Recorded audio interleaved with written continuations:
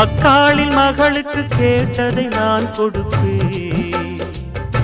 மனசில் இப்ப அல்லாடி கிடக்கிற ஆசையை நான் முடிப்பேன். விரும்பியது இந்நேரம் கிடைக்கிற போது ஒரு ஏக்கம் நெஞ்சில் ஏது? எல்லோர்க்கும் நினைத்தது போலே மன வாழ்க்கை வாய்த்திடாது.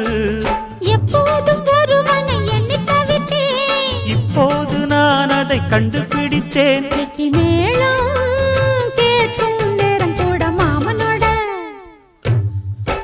இந்த மாமனோட மனசு மல்லியப்பு போலே பொன்னானது. இந்த வண்ணமயில் அதனால் எண்ணியது போலே பூச்சூடுது.